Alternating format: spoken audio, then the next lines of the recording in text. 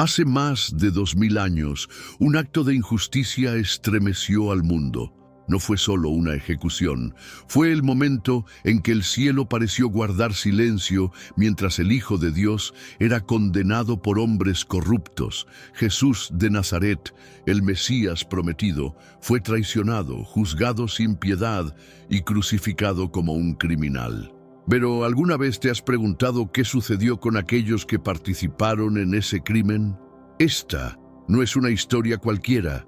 Es un relato real de poder, miedo y consecuencias, porque nadie toca al ungido del Altísimo sin dejar huella en la eternidad. ¡Qué equivocados estaban! La cruz no marcó el epílogo de esta historia, se transformó en el punto de inflexión de toda la existencia humana. Pero aquí viene lo verdaderamente escalofriante.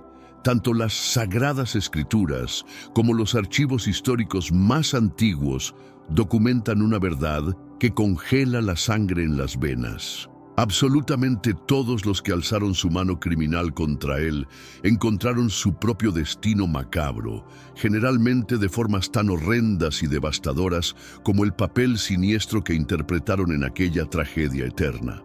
Las palabras de Gálatas 6:7 resuenan como truenos en la eternidad. No te hagas ilusiones, Dios jamás será objeto de burla, porque cualquier cosa que un hombre plante, exactamente eso cosechará.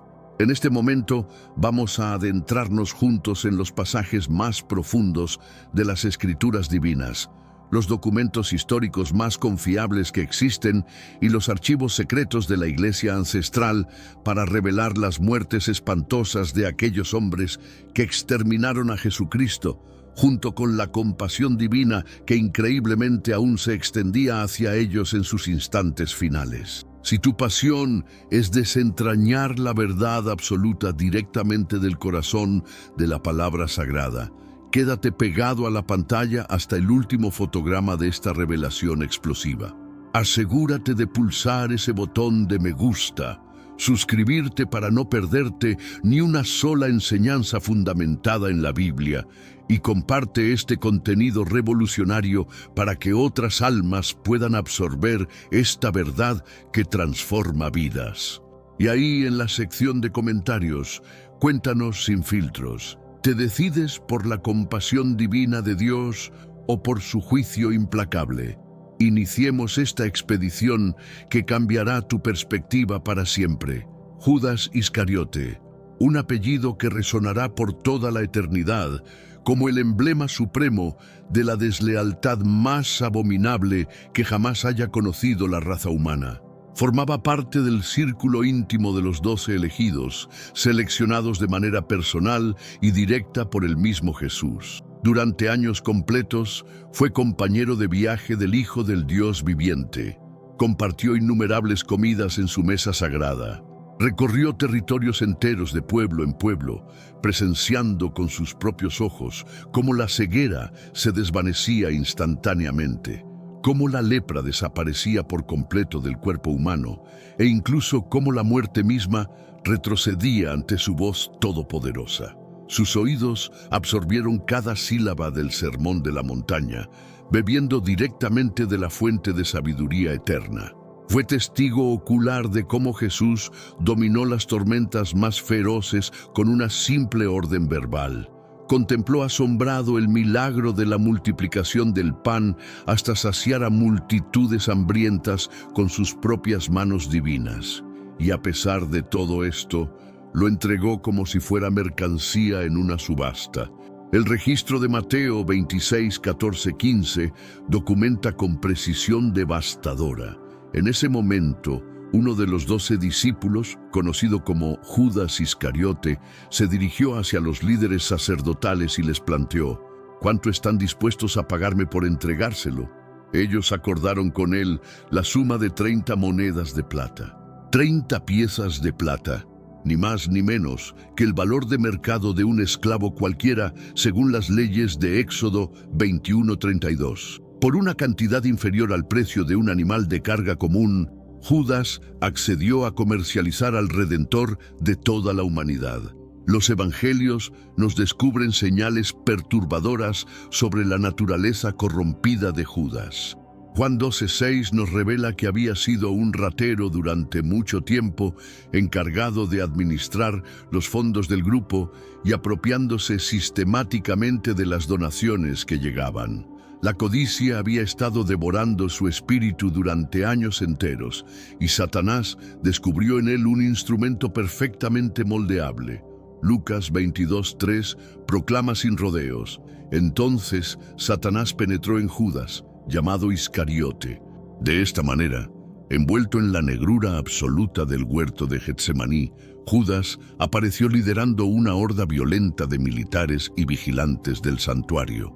¿Cómo señalaría a Jesús entre las tinieblas profundas? Mediante el símbolo más despreciable imaginable: un beso fraudulento de cariño fingido. Pero antes, comparte este video con alguien a quien aprecias. Nuestra misión más grande en la tierra es difundir la palabra del Señor. ¿Sabías que muchas personas carecen de conocimientos por falta de contenido adecuado? Envíalo a ese grupo de WhatsApp o públicalo en Facebook. Estoy seguro de que no te arrepentirás. Y si te gustan videos como este, comenta abajo: quiero más. Así sabré si realmente lo disfrutas, y definitivamente traeré contenido nuevo similar. En este mundo actual, vemos cada vez más personas yendo en contra de los principios tradicionales, y parece que lo inmoral está cada vez más presente. Es común sentirse desorientado y sin rumbo. Sin embargo, aún existe un camino para recuperar la verdadera esencia y restablecer los principios éticos en nuestra rutina diaria. Si te sientes perdido en medio de la confusión y deseas más claridad, tenemos algo especial para ti, un recurso creado especialmente para ayudarte a comprender el significado de estos desafíos actuales y enfrentarlos con sabiduría y valentía. Este es el verdadero valor de Caminos de la Revelación, descifrando la Biblia por completo, un camino hacia la claridad y la serenidad a través de sus enseñanzas. Lo mejor de todo es que está disponible ahora, en el primer comentario fijado. No pierdas esta oportunidad de transformar tu vida y descubrir el propósito genuino de estos desafíos. Ahora volvamos al tema principal del vídeo. Lucas 22:47-48 narra con detalles escalofriantes. Todavía estaba hablando cuando apareció una multitud. El llamado Judas, uno de los 12, marchaba al frente de ellos y se aproximó a Jesús para besarlo. Jesús le respondió: Judas, ¿acaso entregas al Hijo del Hombre mediante un beso? La traición quedó sellada para la historia, pero en el instante en que Judas observó que Jesús había sido sentenciado, la magnitud colosal de su traición lo destrozó como un terremoto. Mateo 27:3-5 prosigue narrando: cuando Judas, quien lo había traicionado, vio que había sido condenado, fue consumido por el remordimiento y regresó las 30 monedas de plata a los principales sacerdotes y ancianos, declarando: he cometido un pecado al entregar sangre pura. Ellos le contestaron: ¿acaso eso nos incumbe? Ese es tu problema. Entonces arrojó las monedas de plata dentro del templo, se marchó y fue a quitarse la vida. Los principales sacerdotes, exactamente los mismos individuos a quienes Judas había servido con lealtad, lo rechazaron con una indiferencia helada. Las monedas resonaron estrepitosamente por todo el pavimento del templo sagrado, pero ninguna cantidad de dinero podía rescatar su alma condenada. Arrastrado por una culpabilidad aplastante y una desesperación total, Judas se dirigió hacia su autodestrucción. Sin embargo, el libro de Hechos nos suministra un detalle aún más terrorífico sobre su fallecimiento. Hechos 1:18 desvela: ahora bien, este individuo adquirió una parcela de terreno con el pago de su maldad y, desplomándose de cabeza, su cuerpo se partió por el centro y todos sus órganos internos se esparcieron. Los relatos históricos completan el cuadro macabro. Judas se ahorcó en las proximidades de un precipicio pedregoso, el sitio que posteriormente sería conocido como Acéldama, el terreno ensangrentado. Sin importar si la soga se quebró o si la rama no resistió, su cuerpo se precipitó violentamente y al impactar contra las piedras filosas del fondo, explotó completamente. Sus 30 monedas de plata fueron empleadas por los sacerdotes para adquirir exactamente ese terreno, materializando la profecía de Zacarías 11:13. Judas pereció sumido en el oprobio más absoluto, aborrecido por la humanidad entera, desechado por aquellos hombres a los que sirvió, destinado a ser recordado eternamente como el traidor supremo de todos los tiempos. Jesús lo había denominado amigo precisamente en el momento de su traición más vil, pero Judas despreció esa gracia sobrenatural. En última instancia, su relato constituye una advertencia que trasciende las edades. Es posible acompañar a Jesús, absorber sus enseñanzas, ser testigo de sus prodigios y continuar perdido eternamente si jamás entregas de manera auténtica tu corazón a Él. Caifás ocupaba el cargo de sumo sacerdote durante ese año fatídico, posicionándose como la figura central del poder religioso en todo Israel. Se vestía con las túnicas ceremoniales más sagradas, dominaba los patios del templo más santo y ostentaba el título supremo de intermediario entre la divinidad y la nación escogida. No obstante, durante la noche del arresto de Jesús, empleó su autoridad suprema no para procurar justicia celestial, sino para garantizar una condena de muerte completamente premeditada.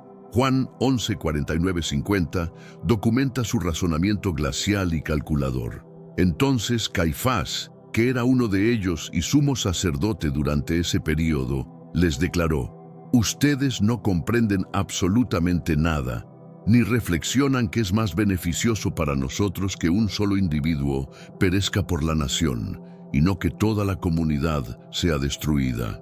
Para Caifás, Jesús no representaba la materialización de la ley mosaica y las profecías ancestrales. Constituía un agitador extremadamente peligroso, una persona que desestabilizaba el equilibrio delicadísimo entre las autoridades judías y sus dominadores romanos. Las masas cada vez más numerosas que seguían a Jesús, sus milagros que nadie podía negar, su declaración audaz de ser el Hijo del Dios Altísimo, todo esto representaba una amenaza directa al dominio inquebrantable de Caifás. Por esta razón, comenzó a planificar en las sombras. Los evangelios nos descubren que los dirigentes religiosos exploraban métodos para capturar a Jesús mediante engaños y asesinarlo.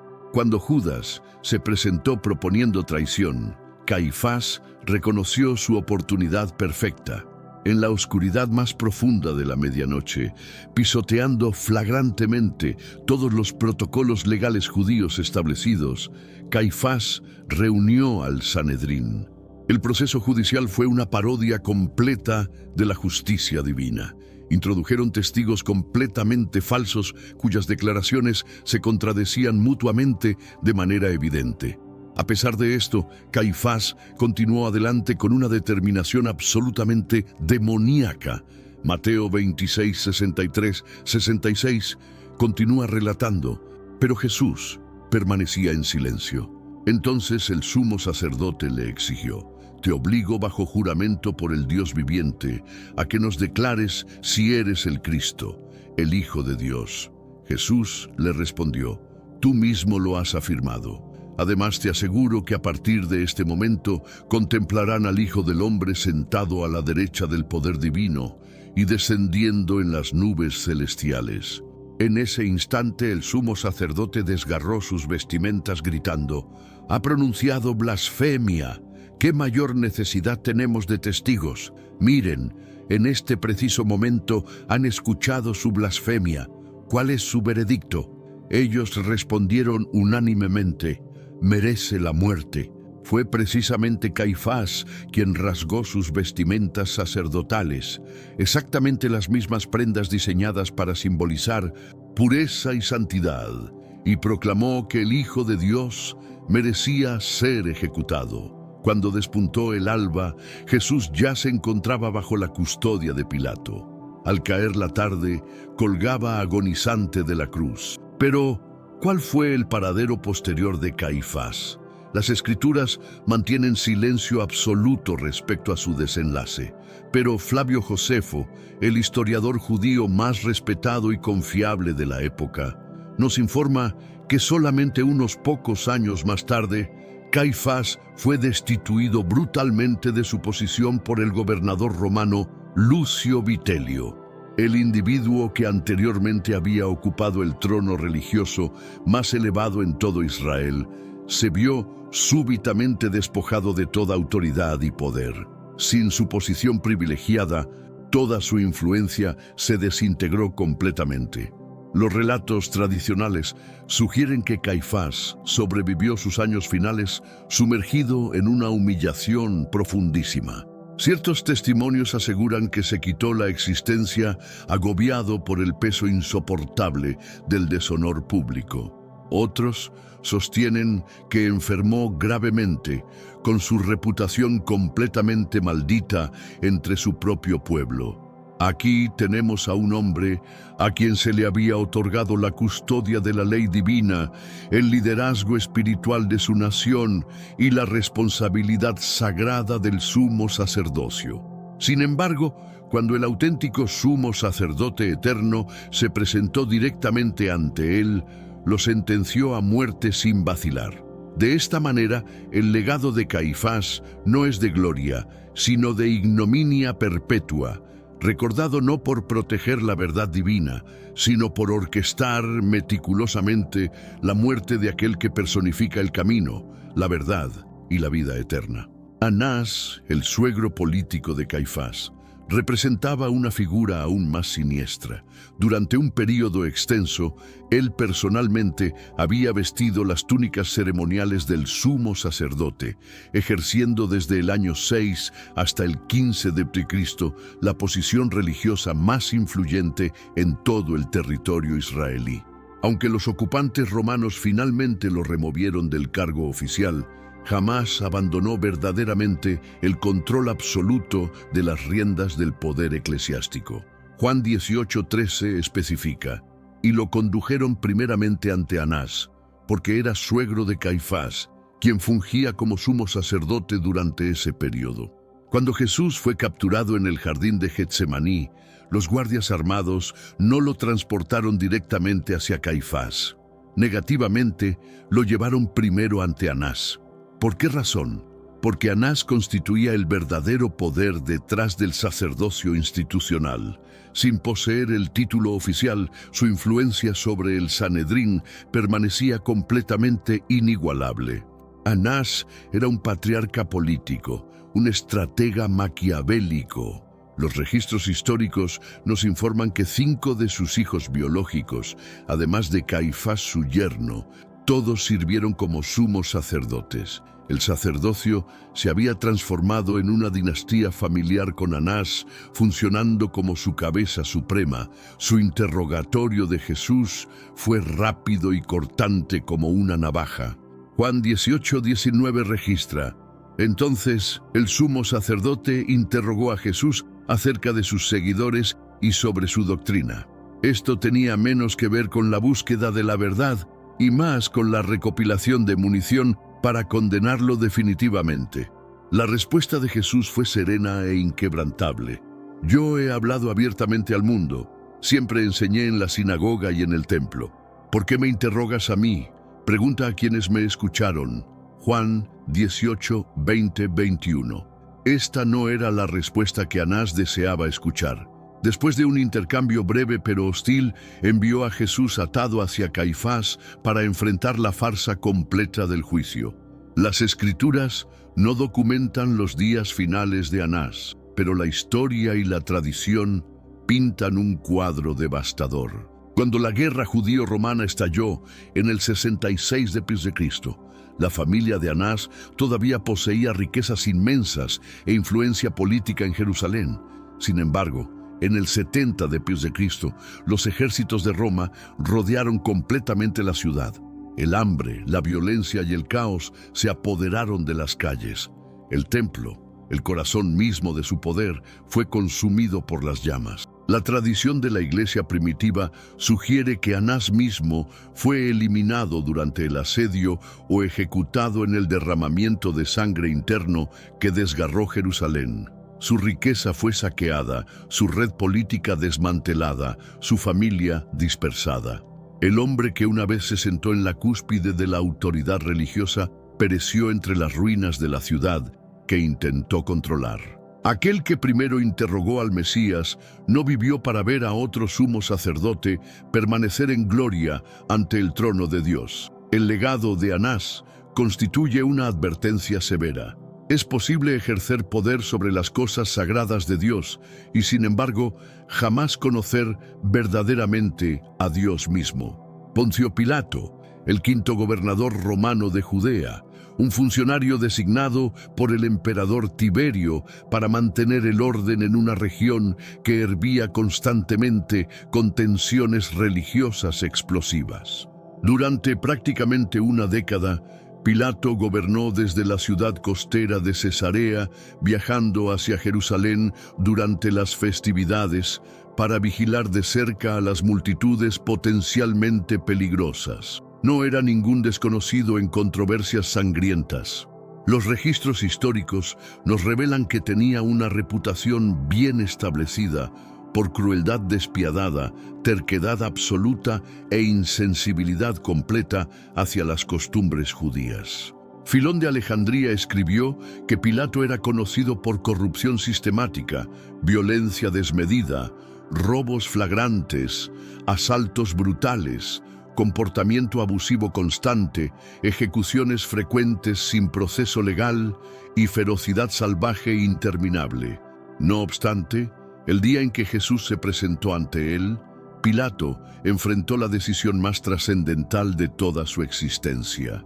Cuando Jesús fue llevado ante él por los dirigentes judíos, Pilato rápidamente se percató de que las acusaciones estaban fundamentadas en envidia pura y maniobras políticas calculadas. Juan 18:33-37 documenta su conversación privada con Jesús. Entonces Pilato volvió a entrar en el pretorio, llamó a Jesús y le preguntó: ¿Eres tú el rey de los judíos? Jesús respondió: Mi reino no pertenece a este mundo.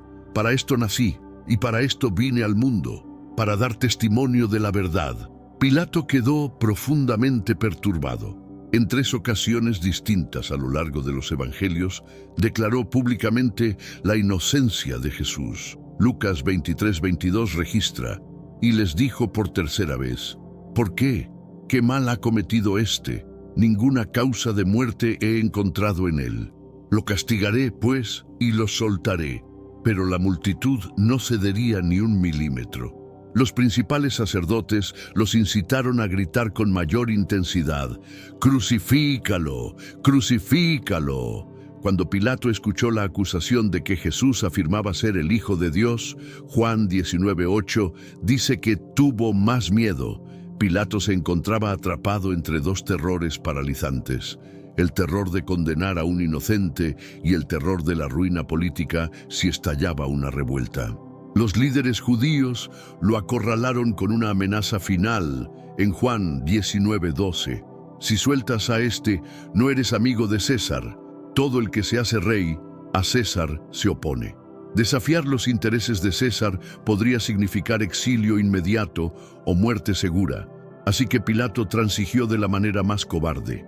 Mateo 27:24 relata: viendo Pilato que nada adelantaba, sino que se hacía más alboroto, tomó agua y se lavó las manos delante del pueblo diciendo: Inocente soy yo de la sangre de este justo, allá vosotros. Pero ninguna cantidad de agua podría eliminar su culpabilidad eterna. La decisión estaba tomada irrevocablemente.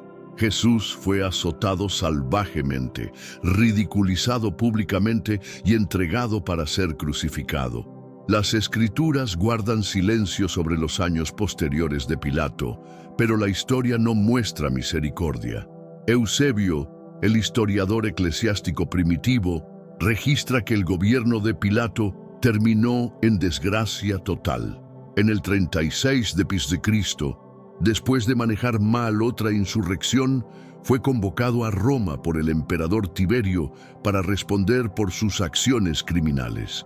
Antes de que pudiera enfrentar el juicio, Tiberio falleció y Calígula se convirtió en emperador. Pilato fue removido del cargo y exiliado a las Galias, la Francia moderna. Allí, Eusebio escribe: consumido por la depresión y el deshonor, Pilato se quitó la vida. Otras tradiciones sugieren que fue ejecutado por orden imperial. De cualquier manera, su final estuvo marcado por vergüenza absoluta. Incluso en la muerte, su nombre permanece eternamente vinculado a la crucifixión de Cristo. Cada vez que los creyentes recitan el credo de los apóstoles, recuerdan: padeció bajo el poder de Poncio Pilato, fue crucificado, muerto y sepultado. La tragedia de Pilato no fue ignorancia, fue indecisión fatal. Conocía la verdad, miró la verdad directamente a los ojos y aún así eligió la seguridad política por encima de la justicia eterna. Su historia nos advierte: el silencio ante la verdad es en sí mismo una decisión y tiene consecuencias eternas. Herodes Antipas, vástago de Herodes el Grande, exactamente el mismo Herodes que ordenó la masacre de los infantes en Belén cuando Jesús nació. Antipas heredó una porción del reino de su padre y gobernó como tetrarca sobre Galilea y Perea. Fue bajo su autoridad que Juan el Bautista había sido arrestado y finalmente ejecutado. Marcos 6, 27, 28 nos informa: y enseguida el rey envió a uno de la guardia y le mandó que trajese la cabeza de Juan. El guardia fue, le cortó la cabeza en la cárcel y la trajo en un plato y la dio a la muchacha, y la muchacha la dio a su madre. Herodes había escuchado sobre los milagros de Jesús y en cierto momento pensó que Jesús podría ser Juan el Bautista resucitado de entre los muertos. Sin embargo, cuando llegó el momento de encontrarse con el Hijo de Dios cara a cara, lo trató como entretenimiento barato. Cuando Pilato se enteró de que Jesús era de Galilea, lo envió a Herodes, quien casualmente se encontraba en Jerusalén en ese momento. Lucas 23, 8-11 registra: Herodes, viendo a Jesús, se alegró mucho, porque hacía tiempo que deseaba verle, porque había oído muchas cosas acerca de él y esperaba verle hacer alguna señal. Le hizo muchas preguntas, pero él nada le respondió. Y estaban los principales sacerdotes y los escribas acusándole con gran vehemencia. Entonces Herodes, con sus soldados, le menospreció y se burló de él, vistiéndole de una ropa espléndida, y volvió a enviarle a Pilato. Para Herodes, Jesús no era el Mesías para ser adorado, sino una curiosidad para ser manipulada.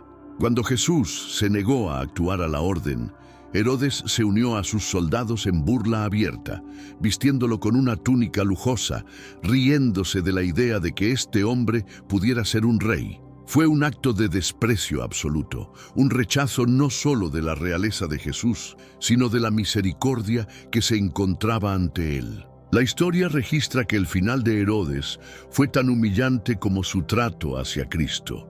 Según Josefo, Herodes Antipas posteriormente cayó en desgracia con el emperador romano Calígula.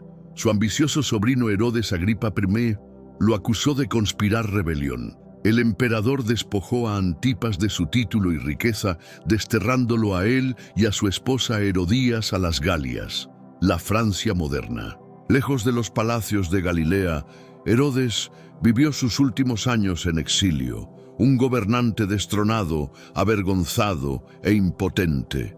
La tradición dice que murió en oscuridad y miseria.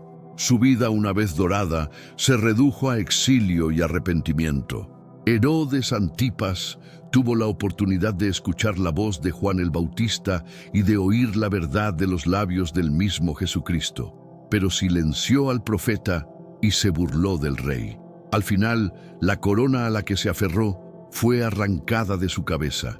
Eran hombres endurecidos por la guerra, veteranos de las legiones de Roma. Para ellos, la crucifixión era rutina diaria. Habían ejecutado a innumerables rebeldes y criminales, sus corazones endurecidos por años de derramamiento de sangre constante. Pero este día era diferente a todos los anteriores. En este día azotaron al Hijo de Dios. Los evangelios nos relatan su crueldad sistemática. Mateo 27, 27, 31 documenta: entonces los soldados del gobernador llevaron a Jesús al pretorio y reunieron alrededor de él a toda la compañía. Y desnudándole, le echaron encima un manto de escarlata y pusieron sobre su cabeza una corona tejida de espinas y una caña en su mano derecha, e hincando la rodilla delante de él, le escarnecían diciendo: «Salve, Rey de los judíos», y escupiéndole, tomaban la caña y le golpeaban en la cabeza. Después de haberle escarnecido, le quitaron el manto, le pusieron sus vestidos y le llevaron para crucificarle. Fueron exactamente estos hombres quienes clavaron los clavos a través de sus manos y pies. Estos mismos hombres que levantaron la cruz y lo observaron luchar por respirar. Estos individuos que echaron suertes por su ropa al pie de la cruz, cumpliendo el Salmo 22:18. Repartieron entre sí mis vestidos y sobre mi ropa echaron suertes. Sin embargo, no todos de ellos abandonaron el Calvario sin ser transformados. Mateo 27:54 registra: el centurión y los que estaban con él guardando a Jesús, visto el terremoto y las cosas que habían sido hechas, temieron en gran manera y dijeron: verdaderamente este era Hijo de Dios. El centurión a cargo no pudo negar la verdad absoluta. Esta crucifixión era diferente a cualquier otra que hubiera presenciado jamás.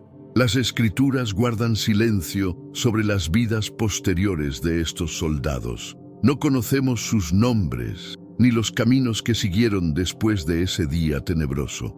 Pero los escritos de la iglesia primitiva y la tradición nos informan que muchos de aquellos directamente involucrados en la crucifixión de Cristo no vivirían mucho tiempo después. Algunos relatos dicen que varios perecieron en levantamientos violentos en Judea.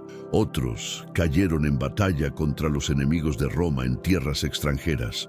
Otros más murieron súbitamente en accidentes o desastres. Un recordatorio escalofriante de que la justicia de Dios es segura, aunque se retrase. En el mundo romano, los soldados que llevaban a cabo ejecuciones a menudo eran ellos mismos desechables, enviados a las líneas del frente de las guerras más sangrientas del imperio. Y para aquellos que habían crucificado al Señor de la Gloria, no habría escape del Tribunal Supremo de Juicio. Hebreos 10:30-31 advierte: «Mía es la venganza, yo daré el pago», dice el Señor. Y otra vez, el Señor juzgará a su pueblo. Horrenda cosa es caer en manos del Dios vivo. Los soldados romanos nos recuerdan una verdad sobria. Puedes ser testigo del momento más importante de la historia y aún así marcharte sin cambiar. Pero para al menos un centurión ese día, la cruz no fue el final de la historia, fue el comienzo de la fe. No fueron solamente Judas, no únicamente los sacerdotes, no solo Pilato quienes participaron en la muerte de Jesús. También estaba la multitud furiosa. Habían presenciado sus milagros asombrosos. Algunos habían comido del pan que él multiplicó sobrenaturalmente. Algunos habían sido sanados por su toque divino. Y sin embargo, cuando se presentó ante ellos, golpeado, silencioso y coronado con espinas, eligieron a Barrabás en su lugar. Mateo 27, 21, 23 relata: «Y respondiendo el gobernador les dijo: ¿a cuál de los dos queréis que os suelte?». Y ellos dijeron: «A Barrabás». Pilato les dijo: «¿Qué pues haré de Jesús, llamado el Cristo?». Todos le dijeron: «Sea crucificado». Y el gobernador les dijo: «Pues qué mal ha hecho». Pero ellos gritaban aún más, diciendo: «Sea crucificado». Entonces llegaron las palabras que resonarían a través de la historia. Mateo 27, 25. Y respondiendo todo el pueblo dijo: «Su sangre sea sobre nosotros y sobre nuestros hijos».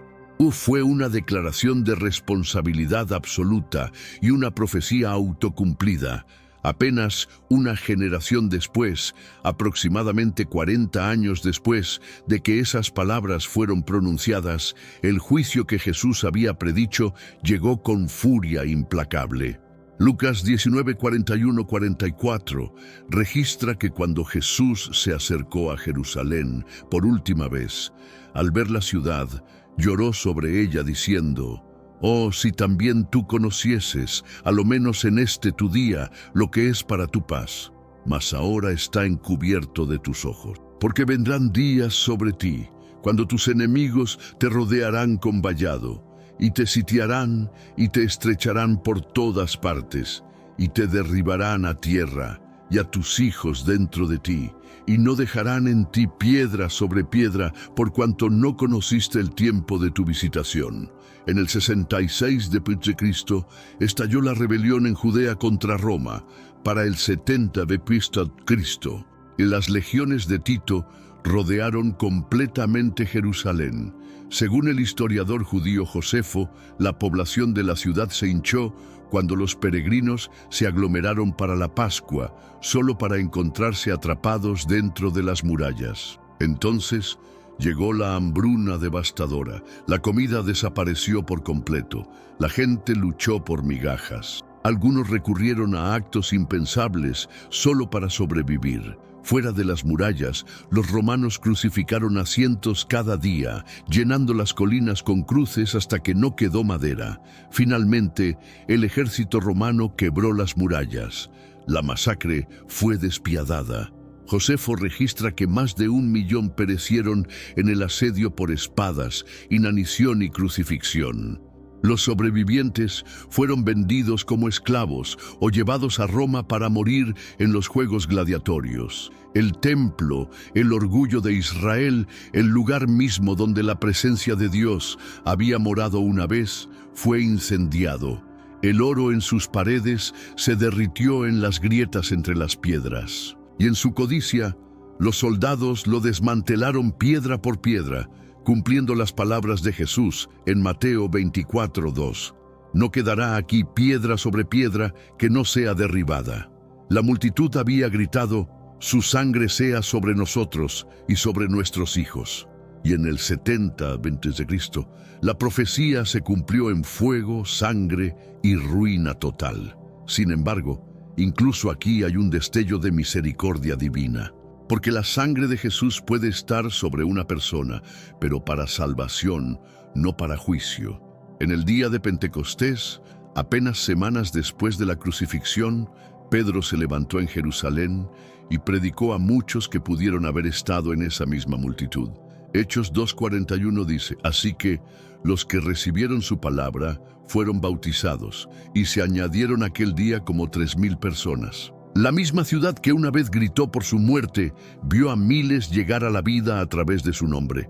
Las muertes de estos hombres, Judas, Caifás, Anás, Pilato, Herodes, los soldados y las multitudes, nos muestran algo sobrecogedor. La justicia de Dios puede parecer retrasada, pero es absolutamente certera. Gálatas 6:7. «No os engañéis. Dios no puede ser burlado, pues todo lo que el hombre sembrare, eso también segará». Puede tomar años, puede tomar décadas, pero nadie escapa de la justicia del Todopoderoso. Judas cosechó desesperación absoluta. Caifás cosechó desgracia pública, Anás cosechó ruina completa, Pilato cosechó exilio vergonzoso, Herodes cosechó humillación total. Los soldados cosecharon muerte violenta, y la multitud cosechó destrucción apocalíptica. Pero la cruz de Jesucristo no solo revela justicia divina, revela misericordia sobrenatural. Incluso mientras colgaba allí, sangrando, luchando por respirar, burlado por aquellos a quienes vino a salvar, Jesús oró por sus enemigos. Lucas 23:34. Y Jesús decía: «Padre, perdónalos, porque no saben lo que hacen».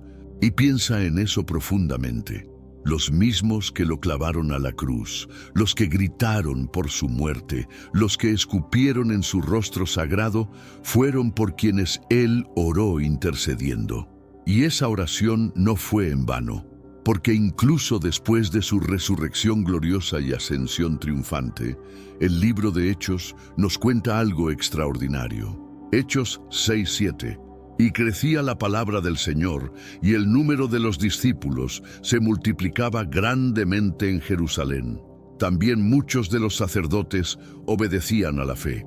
Algunos de esos mismos sacerdotes, que una vez se opusieron a él, posteriormente doblaron sus rodillas ante él. Y en la cruz misma, un centurión romano, un hombre que pudo haber dado la orden de levantar la viga de crucifixión, fue tan conmovido por lo que vio que proclamó, Lucas 23:47, verdaderamente este hombre era justo. Y el Evangelio de Mateo añade sus palabras, verdaderamente este era hijo de Dios. La justicia de Dios cayó implacablemente, pero su misericordia permaneció abierta para cualquiera que se arrepintiera genuinamente. Y sigue abierta hoy para ti. Los hombres que mataron a Jesucristo pensaron que estaban terminando su misión divina. En realidad, la cumplieron perfectamente. Creyeron que lo habían silenciado para siempre. En cambio, su voz ha resonado a través de los siglos hasta nuestros días. Cada imperio que se opuso a él ha caído en el polvo. Cada gobernante que buscó borrar su nombre ha sido olvidado. Sin embargo, el nombre de Jesús sigue siendo proclamado en cada nación de la tierra. Sus vidas y sus muertes nos recuerdan esta verdad inquebrantable. Cada persona debe un día presentarse ante el juez de toda la tierra. Hebreos 9:27 declara, y de la manera que está establecido para los hombres que mueran una sola vez, y después de esto, el juicio. Amigo, un día será tu turno inevitable. No te presentes ante Dios con la culpa de rechazar a su Hijo. No juegues con tu alma eterna. Los hombres de los que hablamos hoy esperaron hasta que fue demasiado tarde. Tú no tienes que cometer el mismo error fatal. Corre hacia Él ahora mismo. Cae a sus pies. Recibe su misericordia mientras aún se ofrece generosamente. El mismo Jesús que oró por sus enemigos en la cruz está intercediendo por ti en este momento. La misma misericordia que perdonó a un ladrón moribundo puede perdonarte hoy completamente. Todo lo que pide es que te vuelvas a Él de manera total, humilde y sin demora alguna. Pero la historia del centurión que reconoció a Jesús como Hijo de Dios no termina en el Calvario. Las tradiciones de la iglesia primitiva nos hablan de un hombre llamado Longinos, identificado por muchos como ese mismo centurión. Después de presenciar la crucifixión y la resurrección, su vida se transformó radicalmente. Tenemos un recurso espiritual para ti, Caminos de la Revelación, un libro para comprender las profecías y fortalecer tu fe. Lo encuentras en el primer comentario. Léelo. Compártelo y prepárate espiritualmente para lo que está por venir. No esperes a que otro desastre te obligue a mirar hacia arriba. Hoy es el día aceptable. Hoy es el tiempo de actuar con fe. Fortalécete en la palabra, profundiza en la oración y rodea tu vida de personas que también estén buscando a Dios de todo corazón. Según los relatos antiguos, Longinos abandonó sus deberes militares y se convirtió en un predicador ardiente del Evangelio. Viajó por tierras lejanas proclamando lo que había visto, que Jesús verdaderamente era el Hijo de Dios. Su testimonio como soldado romano que había participado en la crucifixión tenía un poder único para convencer a otros. La tradición sostiene que Longinos fue eventualmente capturado por las autoridades romanas y ejecutado por su fe, pero su muerte no fue como la de los otros hombres que participaron en la crucifixión. Mientras ellos murieron bajo juicio, él murió en victoria, confiando en la misericordia del mismo Cristo a quien una vez había crucificado. Mateo 28, 11, 15 nos relata otro episodio fascinante. Mientras ellas iban, he aquí unos de la guardia fueron a la ciudad y dieron aviso a los principales sacerdotes de todas las cosas que habían acontecido. Y reunidos con los ancianos, y habido consejo, dieron mucho dinero a los soldados diciendo: «Decid vosotros». Sus discípulos vinieron de noche y lo hurtaron, estando nosotros dormidos. Y si esto lo oyere el gobernador, nosotros le persuadiremos y os pondremos a salvo. Y ellos, tomando el dinero, hicieron como se les había instruido. Estos guardias romanos habían sido testigos directos de la resurrección. Habían visto el terremoto, el ángel descender del cielo, la piedra removerse y la tumba quedar vacía. Sin embargo, fueron sobornados para difundir una mentira. Algunos aceptaron el dinero y mintieron, pero las tradiciones cristianas tempranas sugieren que otros guardias se negaron a participar en el engaño. Estos soldados honestos se convirtieron en algunos de los primeros evangelistas, contando la verdad de lo que habían presenciado. Su testimonio como guardias oficiales designados por Pilato mismo para vigilar la tumba tenía un peso increíble. Muchos llegaron a creer precisamente por el testimonio de estos hombres que habían estado allí cuando Jesús resucitó de entre los muertos. Hechos 6:7 menciona que muchos de los sacerdotes obedecían a la fe. Esta no fue una conversión masiva que ocurrió de la noche a la mañana. Fue un proceso gradual que se desarrolló durante meses y años después de la crucifixión y resurrección. Algunos de estos sacerdotes habían estado presentes durante el juicio ilegal de Jesús. Habían visto la farsa de justicia orquestada por Caifás y Anás. Habían observado cómo se ignoraron todos los procedimientos legales judíos. La culpa había estado carcomiendo sus conciencias.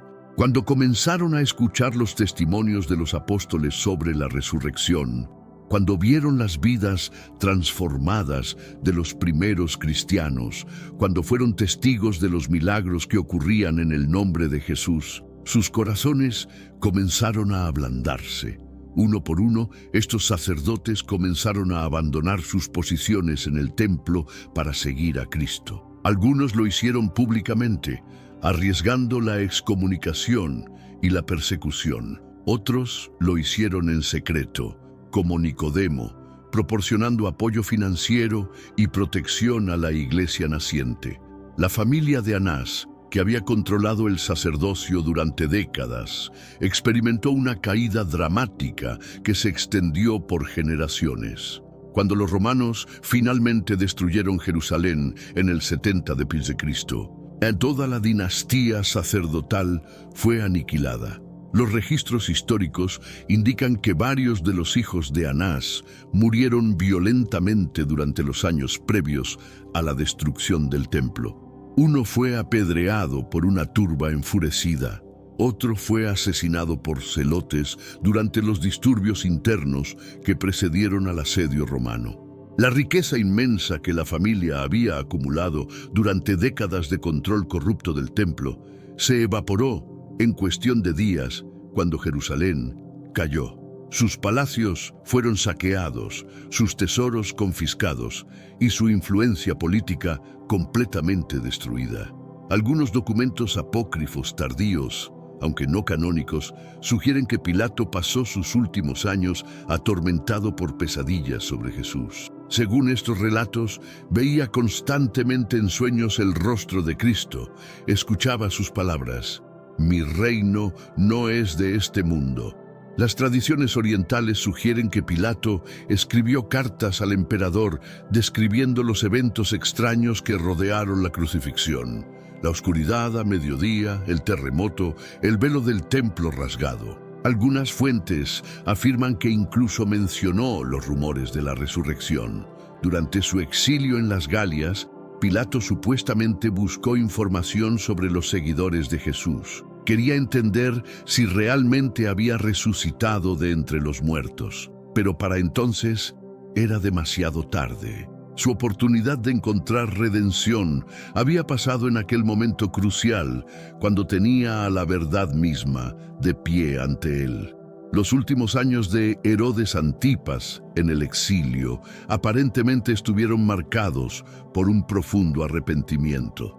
Según algunas tradiciones, comenzó a recordar obsesivamente su encuentro con Juan el Bautista y posteriormente con Jesús. La ejecución de Juan el Bautista había sido motivada por presión social y el deseo de complacer a Herodías. Pero en sus años de exilio, Herodes comenzó a darse cuenta de que había silenciado la voz de un verdadero profeta de Dios. Su burla de Jesús, vistiéndolo con una túnica real en son de mofa, comenzó a perseguirlo.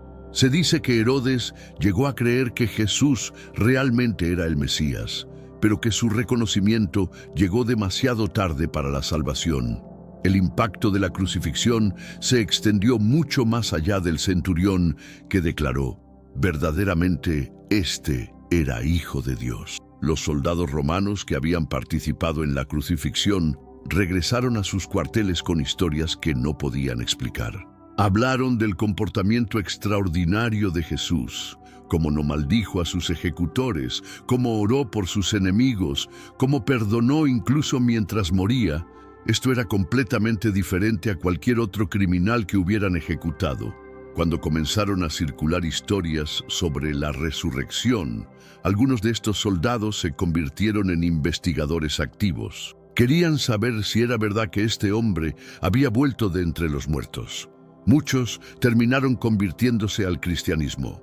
La expansión del cristianismo en el ejército romano en los primeros siglos se debió en parte a estos soldados que habían sido testigos directos o indirectos de los eventos de la crucifixión y resurrección.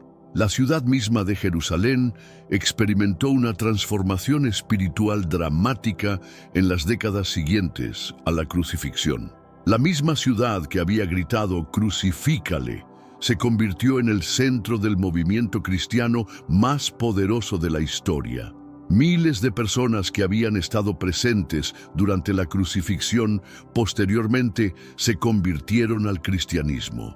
La iglesia en Jerusalén creció tan rápidamente que las autoridades judías se alarmaron por la velocidad de conversiones. Hechos 2:47 nos dice que el Señor añadía cada día a la iglesia los que habían de ser salvos. Muchos de estos nuevos creyentes eran personas que habían sido testigos oculares de la crucifixión y habían escuchado posteriormente sobre la resurrección. Cada detalle de las profecías del Antiguo Testamento sobre el Mesías sufriente se cumplió meticulosamente en los eventos de la crucifixión. Isaías 53:3 había predicho: despreciado y desechado entre los hombres. Salmo 22:16 había profetizado: horadaron mis manos y mis pies. Los hombres que participaron en la crucifixión no tenían conocimiento de estas profecías, sin embargo, las cumplieron al pie de la letra. Esto se convertiría en una de las pruebas más poderosas para los primeros cristianos de que Jesús realmente era el Mesías prometido. Existe una ironía profunda en toda esta historia. Los hombres que pensaron que estaban destruyendo el movimiento de Jesús, en realidad lo fortalecieron inmensamente. Su muerte se convirtió en el fundamento mismo del cristianismo. Judas traicionó a Jesús, pero su traición cumplió el plan de salvación de Dios. Caifás conspiró para matarlo, pero su conspiración resultó en la redención de la humanidad. Pilato lo condenó, pero su condena se convirtió en la liberación eterna para todos los que creen. Al final de este relato devastador, nos enfrentamos a la misma elección que enfrentaron todos estos hombres hace 2000 años. ¿Qué haremos con Jesús? Podemos rechazarlo como hizo Judas, traicionando la gracia que se nos ofrece. Podemos ignorarlo como hicieron los líderes religiosos, priorizando nuestros intereses terrenales. Podemos lavarnos las manos como Pilato, negándonos a tomar una decisión. Podemos burlarnos de él como Herodes, tratándolo como entretenimiento. O podemos hacer lo que hizo el ladrón en la cruz, reconociendo nuestra culpa y clamando: Señor, acuérdate de mí cuando vengas en tu reino. podemos responder como el centurión: verdaderamente este es Hijo de Dios. La historia de estos hombres nos enseña que nadie es demasiado perdido para la gracia de Dios, pero también que nadie puede posponer indefinidamente su decisión. El tiempo es limitado, la oportunidad puede pasar. Para aquellos que eligen la misericordia de Dios, la promesa es segura. Romanos 10:13 declara: todo aquel que invocare el nombre del Señor será salvo. No importa cuán profundo sea tu pecado, cuán grande tu culpa, cuán terrible tu pasado, la sangre de Jesús puede limpiarlo todo. Los mismos clavos que atravesaron sus manos fueron clavados allí por tus pecados y los míos. La misma corona de espinas que presionó su frente fue colocada allí por nuestra rebelión. El mismo costado que fue traspasado fue herido por nuestras transgresiones. Pero esa misma sangre que brotó de sus heridas puede lavarte más blanco que la nieve. Esa misma muerte puede darte vida eterna. Esa misma cruz puede ser tu puente hacia el cielo. Si este mensaje ha tocado tu corazón, si has visto tu propia necesidad de salvación en las historias de estos hombres, si te das cuenta de que tú también necesitas la misericordia de Dios, entonces el momento es ahora. No esperes hasta mañana, no pospongas hasta que tengas tu vida en orden. Ven tal como eres, con todos tus pecados, con toda tu culpa, con toda tu necesidad. Jesús te está esperando con los brazos abiertos. Ora conmigo ahora. Señor Jesús, reconozco que soy un pecador. Creo que moriste en la cruz por mis pecados y que resucitaste de entre los muertos. Te pido que entres en mi corazón y que seas mi Señor y Salvador. Perdona mis pecados y dame vida eterna. En tu nombre oro, amén.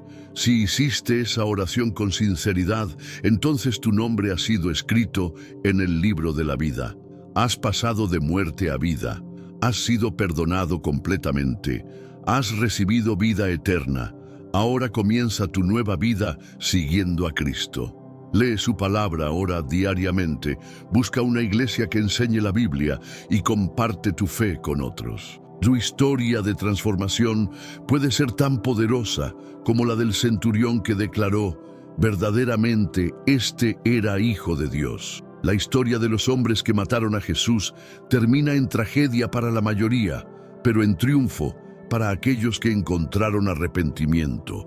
¿Cómo terminará tu historia? La elección es tuya, el tiempo es ahora, la invitación está extendida. Responde mientras puedas. Recuerda siempre, la justicia de Dios es segura, pero también lo es su misericordia para todos los que se arrepienten. Que tu historia sea una de redención, no de juicio. Que tu final sea de gloria, no de vergüenza.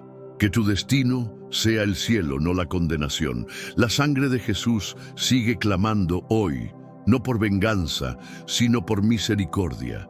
Escucha su voz, acepta su gracia, recibe su perdón y vive para su gloria por toda la eternidad. ¿Y si te dijera que un solo libro de la Biblia contiene un mapa detallado de nuestro presente y también de lo que está por venir?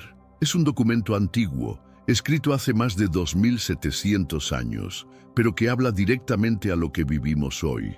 Un mensaje tan preciso, tan increíblemente adelantado a su tiempo, que muchos han intentado desacreditarlo sin éxito. Hoy descubrirás por qué el libro de Isaías no es solo una profecía. Es un código divino, destinado a ser revelado ahora, justo en esta etapa de la historia. Y una vez que lo entiendas, nunca volverás a leer las Escrituras de la misma manera. Corría el año 740 a.C. Jerusalén se encontraba sumergida en la turbulencia. El monarca Usías acababa de fallecer, dejando un vacío de autoridad que amenazaba con aniquilar todo cuanto el pueblo elegido había edificado. El terror se apoderaba de las calles.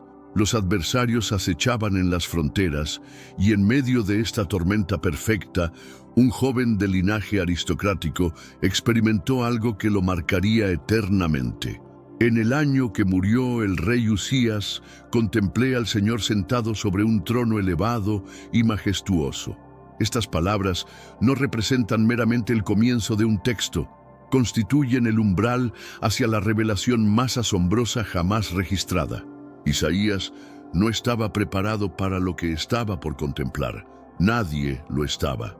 ¿Te imaginas encontrarte en el recinto más sagrado del templo y súbitamente el velo entre el cielo y la tierra se desgarra? Los serafines, criaturas celestiales dotadas de 6 alas, revolotean alrededor del trono divino proclamando: «Santo, santo, santo es el Señor de los ejércitos». La estructura completa se estremece, el humo satura el santuario, e Isaías se desploma de rodillas, convencido de que perecerá. «Ay de mí, estoy arruinado, porque soy hombre de labios contaminados». En ese momento de terror absoluto, cuando cualquier otro profeta habría escapado, ocurre algo extraordinario. Un serafín vuela hacia él portando en su mano un carbón ardiente, tomado directamente del altar celestial. El carbón toca los labios de Isaías y en lugar de carbonizarlo, lo purifica. En lugar de destruirlo, lo transforma. Y entonces escucha la voz que cambiaría su destino para siempre. ¿A quién enviaré y quién irá por nosotros? La respuesta de Isaías resuena a través de los siglos. «Heme aquí, envíame a mí». Lo que distingue a Isaías no es únicamente que contempló al Altísimo, es que sobrevivió para relatarlo. Y no solo sobrevivió, fue comisionado con una misión que ningún otro profeta había recibido: redactar el libro más completo, más profético y más mesiánico de toda la antigua alianza. Mientras otros profetas recibían visiones fragmentadas, Isaías recibió el panorama completo, desde la caída de naciones hasta el surgimiento del Mesías, desde el juicio divino hasta la restauración final. Y todo le fue revelado con una claridad que asombra. ¿Sabes qué resulta más impresionante? Isaías no solo predijo eventos, los describió como si ya hubieran acontecido. Habló del Mesías en tiempo pasado, 700 años antes de su nacimiento. Detalló la crucifixión con precisión forense, siglos antes de que los romanos inventaran esa forma de tortura. Pero aquí surge la pregunta que debería estremecerte. ¿Cómo es posible que un hombre contemplara el futuro con tanta precisión? La respuesta reside en lo que sucedió en aquel templo, cuando los labios de un hombre fueron tocados por el fuego del cielo. Y mientras el pueblo de Judá se preocupaba por los asirios en sus fronteras, Isaías ya estaba viendo imperios que ni siquiera existían. Esto no era profecía ordinaria, esto era una ventana al mismo corazón de Dios. ¿Conoces cuál es la profecía más asombrosa que jamás se haya escrito? No es una predicción vaga sobre el futuro, es un retrato detallado, preciso, casi fotográfico del Mesías, redactado 700 años antes de que naciera, y se encuentra en Isaías 53. Despreciado y rechazado entre los hombres, varón de dolores, experimentado en quebranto. Cuando lees estas palabras, ¿no te parece estar contemplando la escena del Calvario? No puedes casi escuchar los gritos de «crucifícale». Pero recuerda, esto fue escrito 7 siglos antes de que sucediera. Isaías no solo profetizó la muerte del Mesías, describió cómo moriría. Fue traspasado por nuestras rebeliones, molido por nuestros pecados, los clavos atravesando sus manos, la lanza perforando su costado. Todo está ahí, cada detalle, cada herida, como si Isaías hubiera estado parado al pie de la cruz. Pero antes, comparte este video con alguien a quien aprecias. Nuestra misión más grande en la tierra es difundir la palabra del Señor. ¿Sabías que muchas personas carecen de conocimientos por falta de contenido adecuado? Envíalo a ese grupo de WhatsApp o públicalo en Facebook. Estoy seguro de que no te arrepentirás. Y si te gustan videos como este, comenta abajo, quiero más. En este mundo actual, vemos cada vez más personas yendo en contra de los principios tradicionales y parece que lo inmoral está cada vez más presente. Es común sentirse desorientado y sin rumbo. Sin embargo, aún existe un camino para recuperar la verdadera esencia y restablecer los principios éticos en nuestra rutina diaria. Si te sientes perdido en medio de la confusión y deseas más claridad, tenemos algo especial para ti, un recurso creado especialmente para ayudarte a comprender el significado de estos desafíos actuales y enfrentarlos con sabiduría y valentía. Este es el verdadero valor de Caminos de la Revelación, descifrando la Biblia por completo, un camino hacia la claridad y la serenidad a través de sus enseñanzas. Lo mejor de todo es que está disponible ahora, como un regalo, en el primer comentario fijado. No pierdas esta oportunidad de transformar tu vida y descubrir el propósito genuino de estos desafíos. Ahora volvamos al tema principal del vídeo. Así sabré si realmente lo disfrutas y definitivamente traeré contenido nuevo similar. Pero aquí viene lo que hará temblar tu fe. Isaías no solo describió la crucifixión antes de que los romanos la inventaran, también profetizó la resurrección. Después de la angustia de su alma, verá la luz y quedará satisfecho. ¿Cómo puede alguien ver la luz después de morir? Solo hay una respuesta: resurrección, y esto es solo el comienzo. Isaías predijo el nacimiento virginal del Mesías. He aquí que la Virgen concebirá y dará a luz un hijo y llamará su nombre Emmanuel. ¿Sabes cuántas religiones en la historia han afirmado un nacimiento virginal? Solo el cristianismo. Porque solo en el cristianismo se cumplió esta profecía imposible. Pero espera, hay más. Isaías nombró a Ciro, el rey persa que liberaría a los judíos del cautiverio babilónico 150 años antes de que naciera. Así dice el Señor a su ungido, a Ciro: imagina escribir el nombre de un presidente que gobernará tu país en el año 2175. Eso es lo que hizo Isaías. Los arqueólogos han descubierto el cilindro de Ciro, un antiguo documento persa que confirma exactamente lo que Isaías profetizó. Ciro liberó a los judíos, les permitió regresar a Jerusalén, financió la reconstrucción del templo. Todo sucedió exactamente como Isaías lo predijo. ¿Y sabes qué es lo más extraordinario? Isaías profetizó sobre Babilonia cuando esta ciudad era insignificante. Predijo que se convertiría en un imperio mundial, que conquistaría Judá y que luego sería destruida para siempre. Y Babilonia, hermosura de reinos, será como Sodoma y Gomorra. Hoy puedes visitar las ruinas de Babilonia en Irak. Están exactamente como Isaías las describió, desoladas, inhabitadas, un testimonio silencioso del poder profético de este libro. Pero aquí está el misterio que ha desconcertado a los eruditos durante siglos. ¿Cómo pudo Isaías escribir con tanta precisión sobre eventos que ocurrirían siglos después? La única explicación es que el autor real de este libro no fue Isaías, fue el Espíritu Santo. Y mientras los escépticos intentan explicar estas profecías, cada descubrimiento arqueológico, cada manuscrito antiguo, cada evidencia histórica solo confirma lo que los creyentes siempre hemos sabido.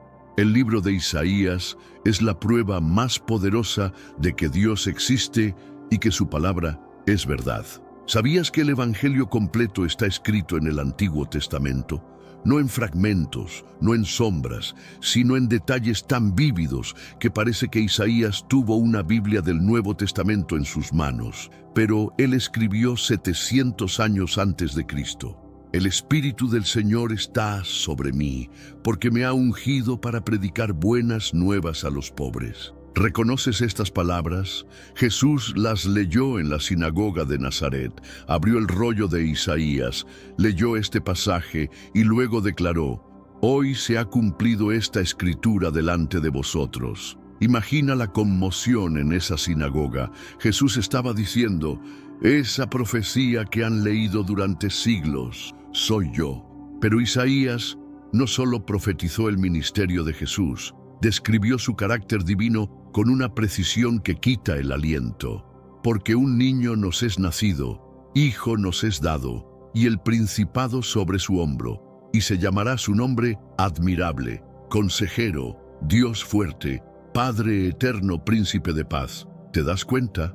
Isaías llamó al Mesías Dios fuerte y Padre eterno. Estaba proclamando la deidad de Cristo siglos antes de su nacimiento. Ningún otro profeta se atrevió a ser tan explícito. Ninguno tuvo una revelación tan clara de quién sería realmente el Mesías. Y aquí es donde todo se vuelve aún más asombroso. Llevar la palabra es nuestra misión, pero solo se hace realidad con tu ayuda. Amén. Si esta historia está alcanzando tu corazón, suscríbete al canal, activa la campanita y comenta aquí, amén. Juntos, vamos a alcanzar a más personas con este mensaje. Isaías no solo predicó el Evangelio, explicó la teología de la salvación con una claridad que asombra a los teólogos modernos. Todos nosotros nos descarriamos como ovejas, cada cual se apartó por su camino, mas Jehová cargó en él el pecado de todos nosotros. ¿Ves lo que está diciendo? La doctrina de la sustitución penal, la expiación vicaria, el Cordero de Dios que quita el pecado del mundo. Todo está ahí, explicado con una claridad meridiana 7 siglos antes de la cruz. Pero Isaías fue aún más lejos. Describió la oferta universal de salvación. Mirad a mí y sed salvos todos los términos de la tierra. La salvación no era solo para los judíos, era para todas las naciones, para toda tribu, para toda lengua. Isaías vio la gran comisión antes de que fuera dada. Y como si esto fuera poco, Isaías proclamó la salvación por gracia mediante la fe. Venid todos los sedientos, venid a las aguas, y los que no tienen dinero, venid, comprad y comed. Comprar sin dinero, eso es gracia. La salvación no se gana, se recibe. ¿Sabes qué es lo más extraordinario? Los rollos del Mar Muerto, descubiertos en 1947, contienen una copia completa de Isaías que data del siglo II antes de Cristo. Cuando los eruditos la compararon con nuestras Biblias modernas, encontraron que el texto es prácticamente idéntico, 2000 años de transmisión y el mensaje permanece intacto. ¿Por qué es esto tan importante? Porque demuestra que todas estas profecías sobre Jesús fueron escritas antes de su nacimiento. No fueron inventadas después, no fueron manipuladas, son genuinas, son divinas. Los primeros cristianos no necesitaban explicar el Evangelio desde cero. Solo abrían el libro de Isaías y decían, ven, todo estaba escrito aquí. Jesús es el cumplimiento de estas profecías. Maedoi, y mientras los judíos del primer siglo buscaban un Mesías político, Isaías había pintado el retrato de un siervo sufriente. Mientras esperaban un conquistador, Isaías describió un Salvador. Mientras anhelaban liberación de Roma, Isaías prometió liberación del pecado. Estás comenzando a ver por qué Isaías es llamado el quinto evangelio, porque contiene el evangelio completo siglos antes de que sucediera. Prepárate para descubrir algo que dejará tu mente absolutamente asombrada. Algo que los eruditos han intentado explicar durante siglos sin éxito. Un código matemático tan perfecto, tan preciso, tan imposible de falsificar, que solo puede tener un origen, la mente de Dios. ¿Recuerdas cuando mencioné que Isaías tiene 66 capítulos, igual que la Biblia tiene 66 libros? Eso es solo la punta del iceberg. Lo que estás a punto de descubrir cambiará para siempre tu forma de ver este libro. Los primeros 39 capítulos de Isaías hablan principalmente de juicio y condenación.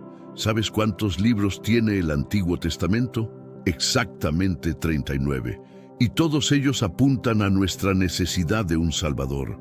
Los últimos 27 capítulos de Isaías hablan de consuelo, salvación y gloria futura. ¿Cuántos libros tiene el Nuevo Testamento? Precisamente 27. Y todos ellos revelan al Salvador que necesitamos. ¿Coincidencia? Espera, porque esto se pone aún más asombroso. El capítulo 40 de Isaías comienza con las palabras: consolaos, consolaos, pueblo mío. Marca un cambio dramático en el tono del libro. ¿Y sabes qué? El libro número 40 de la Biblia es Mateo, el comienzo del Nuevo Testamento, el comienzo del consuelo de Dios para la humanidad. Pero aquí es donde las matemáticas se vuelven sobrenaturales. El capítulo más corto de Isaías es el capítulo 12, tiene solo 6 versículos. ¿Sabes cuál es el libro más corto del Antiguo Testamento? Abdías, el libro número 31, con solo 21 versículos. Ahora suma 12 plus 31, 43. El capítulo 43 de Isaías habla sobre la redención y la salvación, el tema central de toda la Biblia. El capítulo central de Isaías es el capítulo 33. En este capítulo, el versículo 22 dice: porque Jehová es nuestro juez, Jehová es nuestro legislador, Jehová es nuestro rey, Él mismo nos salvará. ¿Notas algo? Se mencionan 3 roles divinos: juez, legislador y rey, la Trinidad gubernamental. Y esto está en el capítulo 33. 3 plus 3 es 6, el número del hombre. Dios tomando forma humana para salvarnos. ¿Crees que esto es casualidad? Sigue escuchando. El capítulo más citado de Isaías en el Nuevo Testamento es el capítulo 53. Se cita directamente 85 veces. ¿Sabes qué sucede si divides 85 entre los 27 libros del Nuevo Testamento? Obtienes 314, el número pi, el número que representa el círculo perfecto, la eternidad sin principio ni fin. Y aquí viene el golpe final. La palabra salvación aparece 26 veces en Isaías. La palabra Mesías o ungido aparece 4 veces. Si multiplicas 26 is 4, nis 104. ¿Sabes cuántos versículos tiene el capítulo más largo de la Biblia? El Salmo 119, exactamente 176. Y 176, 104, nis 72. ¿Sabes qué representa el número 72 en la tradición judía? Las naciones del mundo. La salvación del Mesías es para todas las naciones. Los matemáticos han calculado que la probabilidad de que todos estos patrones numéricos ocurran por casualidad es de 1 en 10 elevado a la potencia 17. Eso es 1 seguido de 17 ceros. Es más probable que ganes la lotería cada día durante un mes seguido. ¿Sabes qué significa todo esto? Que el mismo Dios que diseñó el universo con precisión matemática, diseñó también su palabra. Que el libro de Isaías no es una colección aleatoria de profecías, es una obra maestra de ingeniería divina. Y mientras los escépticos buscan explicaciones naturales, los números gritan una verdad innegable. Este libro tiene la firma de Dios en cada página, en cada capítulo, en cada versículo. ¿Todavía crees que esto es obra de un hombre? Y si te dijera que Isaías no solo profetizó sobre el pasado, sino que habló específicamente sobre los días que estamos viviendo ahora mismo, que sus palabras contienen advertencias y promesas para nuestra generación?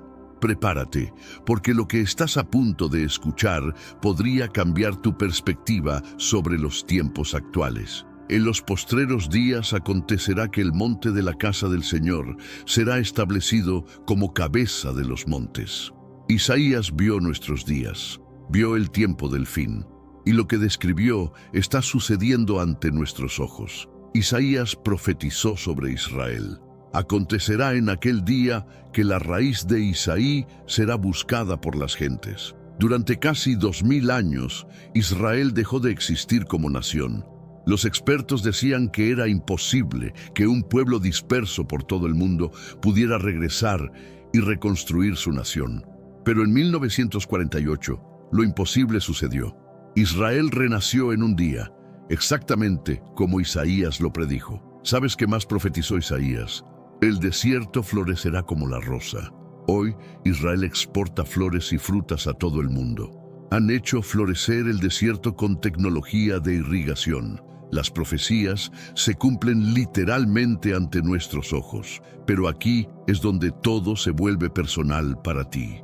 Isaías describió los días previos al retorno del Mesías. Los hombres se esconderán en las cavernas de las rocas, por el terror del Señor y por el resplandor de su majestad. ¿No te suena familiar? Búnkeres, refugios subterráneos, la élite mundial preparándose para un cataclismo. Todo está sucediendo como Isaías lo predijo. ¡Ay de los que a lo malo llaman bueno y a lo bueno malo! ¿No es esta una descripción perfecta de nuestra sociedad, donde la verdad es llamada mentira, donde la moral es invertida, donde los valores tradicionales son ridiculizados? Isaías vio nuestra generación con una claridad que asusta. El profeta también habló sobre la apostasía de los últimos tiempos. Este pueblo se acerca a mí con su boca, pero su corazón está lejos de mí. Mega iglesias llenas, pero corazones vacíos. Religiosidad externa, pero sin transformación interna. Cristianismo cultural, pero sin Cristo. ¿Y qué hay sobre las señales cósmicas? La luna se avergonzará y el sol se confundirá. Científicos reportan anomalías solares inexplicables, lunas de sangre en días festivos judíos, señales en los cielos que desconciertan a los astrónomos. Todo como Isaías lo predijo, pero no todo es oscuridad. Isaías también profetizó sobre el glorioso retorno de Cristo, y la gloria del Señor será revelada, y toda carne juntamente la verá. No habrá dudas, no habrá debates. Toda rodilla se doblará, toda lengua confesará. Ya no habrá más muerte, ni habrá más llanto, ni clamor, ni dolor. Isaías vio el reino milenial, vio la nueva Jerusalén, vio el final glorioso de la historia humana y nos dio esperanza en medio del caos. ¿Sabes qué es lo más asombroso? Isaías nos dio una señal específica para reconocer la cercanía del fin. Cuando veáis a Jerusalén rodeada de ejércitos. Hoy, Jerusalén es el centro del conflicto mundial. Hoy, las naciones se reúnen contra ella. Las profecías se alinean perfectamente. Y aquí está la promesa más poderosa para nuestra generación. Los que esperan en el Señor tendrán nuevas fuerzas, levantarán alas como las águilas, correrán y no se cansarán, caminarán y no se fatigarán. En medio de la incertidumbre global, del caos económico, de las pandemias y guerras, Isaías nos recuerda: Dios sigue en control. Sus profecías se cumplen, su palabra permanece. ¿Estás preparado para lo que viene? Porque lo que Isaías escribió sobre nuestros días no es para asustarnos, es para prepararnos, para fortalecernos, para darnos esperanza inquebrantable en medio de la tormenta que se aproxima. Pero antes de contarte sobre el misterio de los dos Mesías, necesito explicarte por qué esta revelación cambió para siempre la comprensión profética. Aquí está el enigma que ha confundido a los rabinos judíos durante siglos. ¿Por qué Isaías describe dos Mesías completamente diferentes? Uno es un siervo sufriente, rechazado y crucificado. El otro es un rey conquistador, glorioso y eterno. ¿Cómo pueden ser la misma persona? La respuesta a este misterio es la clave que desbloquea toda la profecía bíblica. Los antiguos rabinos, perplejos ante esta aparente contradicción, inventaron la teoría de los dos Mesías. El Mesías ben José, hijo de José, que sufriría, y el Mesías ben David, hijo de David, que reinaría. Pero lo que no entendieron es que Isaías estaba describiendo al mismo Mesías en dos venidas diferentes. He aquí que mi siervo será prosperado, será engrandecido y exaltado, y será puesto muy en alto. Esta es la introducción al siervo sufriente en Isaías 52:13.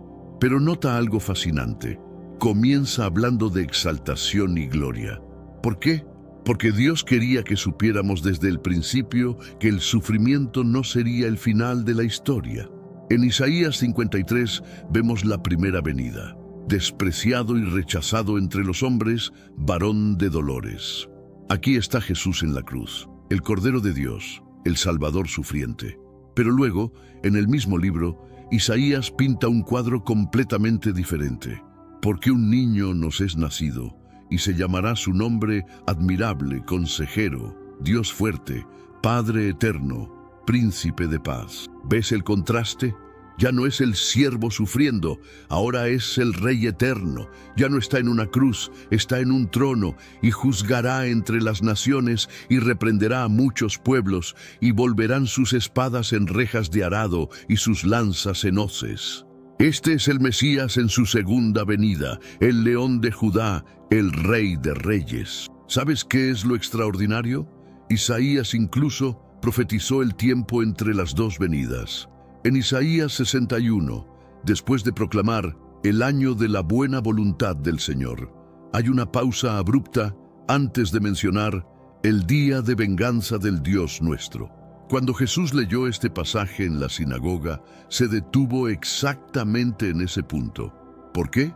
Porque la segunda parte aún no se había cumplido. Estamos viviendo en esa pausa profética. Si llegaste hasta aquí, no fue por casualidad.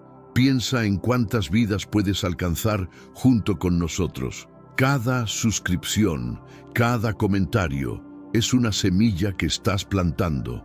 Suscríbete ahora y deja en los comentarios una palabra que te haya marcado hasta este momento. Juntos seamos instrumentos de transformación. Los detalles son asombrosos. Isaías profetizó que el Mesías sería cortado de la tierra de los vivientes, pero luego verá linaje, vivirá por largos días.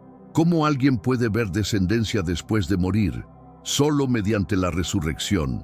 Y aquí está el detalle que hace temblar. Isaías profetizó que entre la primera y segunda venida del Mesías, los gentiles, las naciones, entrarían al pacto. También te di por luz de las naciones, para que seas mi salvación hasta lo postrero de la tierra.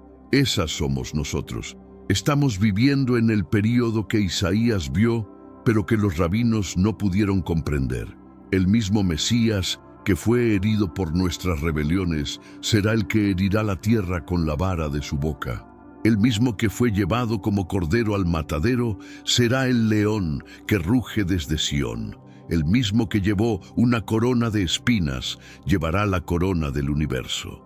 ¿Entiendes ahora por qué los judíos del primer siglo no reconocieron a Jesús? Estaban buscando solo al Mesías conquistador. No entendieron que primero tenía que venir como Salvador. Primero el sufrimiento, luego la gloria. Primero la cruz, luego la corona. Y esto nos lleva a la pregunta más importante.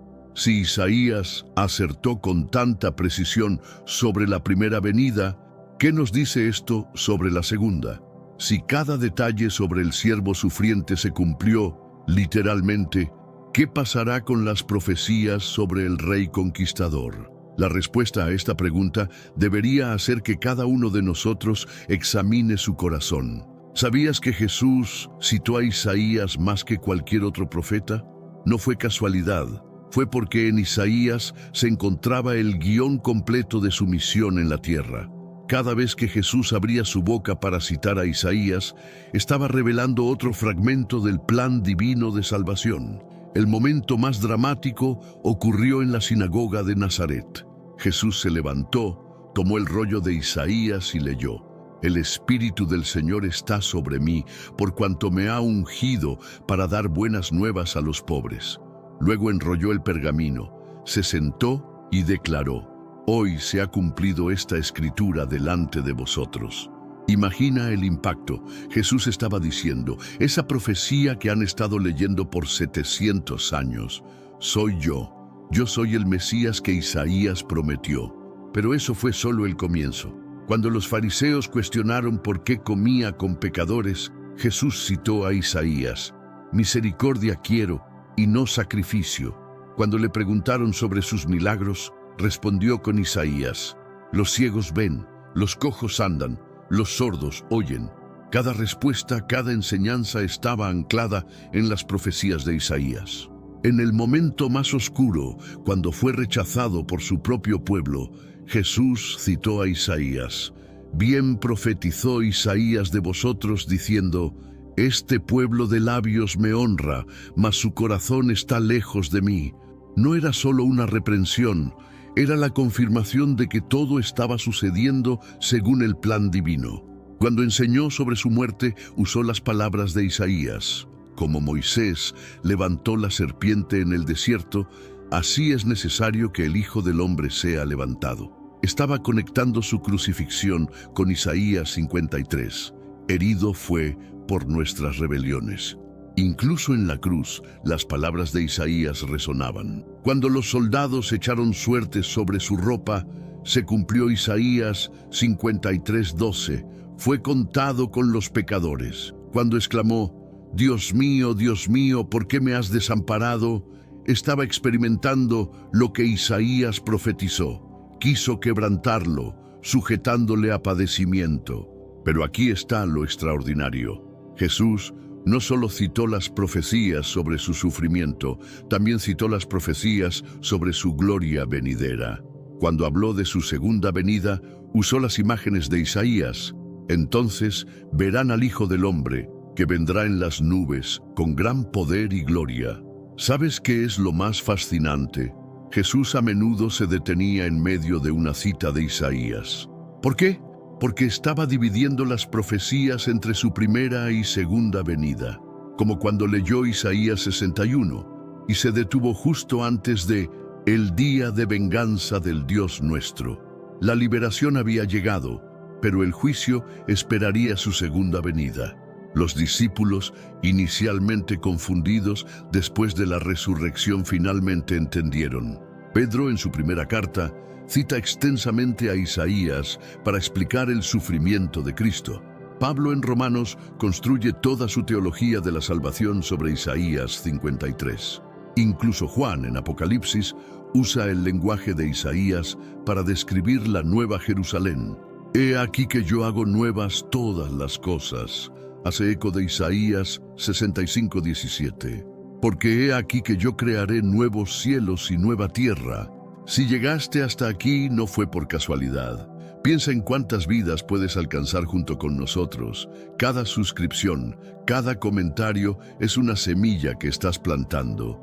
Suscríbete ahora y deja en los comentarios una palabra que te haya marcado hasta este momento. Juntos, seamos instrumentos de transformación. ¿Te das cuenta de lo que esto significa? Jesús validó personalmente el libro de Isaías. Cada vez que lo citaba estaba diciendo, esto es verdad, esto es divino, esto soy yo. Y aquí está el desafío para nosotros. Si Jesús consideró a Isaías tan importante que lo citó constantemente, ¿no deberíamos nosotros estudiar este libro con la misma pasión? Si el Hijo de Dios encontró su identidad y misión en estas páginas, ¿qué tesoros nos esperan a nosotros cuando las exploramos? Las palabras de Isaías no son solo historia antigua. Son el testimonio vivo de que Dios cumple sus promesas, que su palabra es verdad, que Jesús es quien dijo ser. Y si cada palabra sobre su primera venida se cumplió con precisión quirúrgica, ¿qué nos dice esto sobre las promesas que aún esperan cumplimiento? La respuesta a esta pregunta tiene implicaciones eternas para cada uno de nosotros. En 1947, un joven pastor beduino lanzó una piedra dentro de una cueva cerca del Mar Muerto. El sonido de cerámica rompiéndose cambiaría la historia de la arqueología bíblica para siempre. Lo que encontró en esa cueva dejaría atónitos a los escépticos y confirmaría la fe de millones. Un rollo completo del libro de Isaías, datado del siglo II a.C. ¿Por qué este descubrimiento fue tan revolucionario? Porque hasta ese momento los críticos afirmaban que las profecías de Isaías sobre Jesús habían sido escritas después de Cristo. Decían que era imposible que alguien predijera el futuro con tanta precisión. Pero el rollo del Mar Muerto demolió ese argumento. Imagina la emoción de los arqueólogos cuando desarrollaron cuidadosamente ese manuscrito de 2000 años de antigüedad. Allí estaban, palabra por palabra, las mismas profecías que leemos en nuestras Biblias modernas. Isaías 53, con su descripción detallada de la crucifixión. Isaías 7:14, con la profecía del nacimiento virginal. Isaías 9:6, proclamando la deidad del Mesías. ¿Sabes qué es lo más asombroso? Cuando los expertos compararon el rollo del Mar Muerto con el texto hebreo que usamos hoy, encontraron una precisión del 95%. Las diferencias eran mínimas, una letra aquí, una variante ortográfica allá. Nada que alterara el significado. 2000 años de transmisión y el mensaje permanecía intacto. Pero aquí viene lo que te dejará sin aliento. Los esenios, la secta judía que preservó estos rollos, tenían una reverencia especial por Isaías. Entre todos los manuscritos encontrados en Qumrán, había 21 copias diferentes de Isaías, más que cualquier otro libro. ¿Por qué? Porque ellos también reconocían que Isaías contenía las claves para identificar al Mesías. El gran rollo de Isaías mide 7,34 metros de largo. Está escrito en 54 columnas de texto hebreo. Cada letra fue copiada con una precisión obsesiva. Los escribas contaban las letras, las palabras, verificaban cada línea. Si cometían un solo error, destruían todo el manuscrito y comenzaban de nuevo. Y aquí está el detalle que hace temblar a los escépticos. El radiocarbono confirmó que este rollo fue escrito entre 356 y 103 a.C., siglos antes de Jesús. Esto significa que todas esas profecías detalladas sobre su vida, muerte y resurrección fueron escritas cuando él ni siquiera había nacido. Los arqueólogos también descubrieron algo fascinante: comentarios antiguos sobre Isaías escritos por los esenios. Estos comentarios revelan que los judíos del período del Segundo Templo interpretaban Isaías 53 como una profecía mesiánica. Esto contradice completamente la afirmación moderna de que los judíos nunca vieron a Isaías 53 como una referencia al Mesías. Pero el misterio se profundiza. Entre los fragmentos encontrados había textos que los esenios llamaban Pesharim, interpretaciones proféticas. Estos documentos muestran que ellos creían estar viviendo en los últimos días y que las profecías de Isaías se cumplirían pronto. Tenían razón. Jesús nació pocas décadas después. ¿Sabes qué más encontraron los arqueólogos? Evidencia de que los esenios practicaban bautismos rituales y comidas comunitarias. Algunos estudiosos sugieren que Juan el Bautista pudo haber tenido contacto con esta comunidad, coincidencia o parte del plan divino. El rollo de Isaías se puede ver hoy en el santuario del libro en Jerusalén. Es uno de los tesoros arqueológicos más valiosos del mundo. Pero su verdadero valor no está en su antigüedad o rareza. Está en su testimonio irrefutable. La palabra de Dios se ha preservado fielmente a través de los siglos. Cada vez que alguien duda de la autenticidad de las profecías bíblicas, el rollo de Isaías está allí como un testigo silencioso de 2000 años, proclamando: la palabra de Dios es verdad, sus profecías son reales. Jesús es el Mesías prometido. Y mientras los críticos buscan excusas, los manuscritos del Mar Muerto continúan gritando la verdad. Dios habló, Isaías escribió, y todo se cumplió exactamente como fue profetizado. Lo que estás a punto de descubrir desafía toda explicación racional. Isaías no solo profetizó sobre el Mesías, predijo el destino de naciones enteras con una precisión que deja a los historiadores sin palabras. Y cada una de estas profecías se cumplió al pie de la letra. Comencemos con Babilonia. Cuando Isaías profetizó su destrucción, Babilonia era apenas una ciudad menor. Asiria dominaba el mundo. Pero Isaías declaró: y Babilonia, hermosura de reinos y ornamento de la grandeza de los caldeos, será como Sodoma y Gomorra. Nunca más será habitada, ni se morará en ella de generación en generación. ¿Sabes qué sucedió? Babilonia se convirtió en el imperio más poderoso de la tierra. Construyó los jardines colgantes, una de las 7 maravillas del mundo antiguo. Parecía invencible, pero fue conquistada por los persas exactamente como Isaías predijo. Y hoy sus ruinas están en Irak, desoladas, inhabitadas, exactamente como profetizó Isaías hace 2700 años. Pero eso es solo el comienzo. Isaías profetizó sobre Tiro. He aquí la tierra de los caldeos, convirtieron a Tiro en ruinas. Tiro era la Nueva York de la antigüedad, un centro comercial marítimo inexpugnable.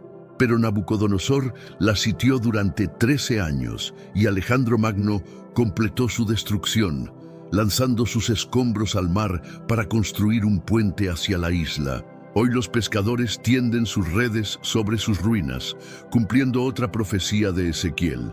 ¿Y qué hay de Egipto? Isaías profetizó: los príncipes de Zoán se han vuelto necios. El espíritu de Egipto se desvanecerá. Durante siglos, Egipto fue la civilización más avanzada del mundo, pero después de Isaías, nunca más recuperó su antigua gloria. Se convirtió en una nación conquistada sucesivamente por persas, griegos, romanos, árabes, turcos, franceses y británicos. Ahora prepárate para esto. Isaías profetizó sobre Asiria cuando estaba en la cúspide de su poder. He aquí que el nombre de Jehová viene de lejos para hacer caer a las naciones con criba de destrucción. Asiria parecía invencible. Había conquistado el reino del norte de Israel, amenazaba con destruir Jerusalén. Pero en una sola noche, 185,000 soldados asirios murieron frente a las murallas de Jerusalén. El imperio nunca se recuperó. Nínive fue destruida tan completamente que durante siglos los escépticos dudaron de su existencia, hasta que los arqueólogos la descubrieron. Tenemos un recurso espiritual para ti: Caminos de la Revelación, un libro para comprender las profecías y fortalecer tu fe. Lo encuentras en el primer comentario. Léelo, compártelo y prepárate espiritualmente para lo que está por venir. No esperes a que otro desastre te obligue a mirar hacia arriba. Hoy es el día aceptable. Hoy es el tiempo de actuar con fe. Fortalécete en la palabra, profundiza en la oración y rodea tu vida de personas que también estén buscando a Dios de todo corazón. Pero aquí viene lo más asombroso. Isaías profetizó sobre una nación que ni siquiera existía en su tiempo.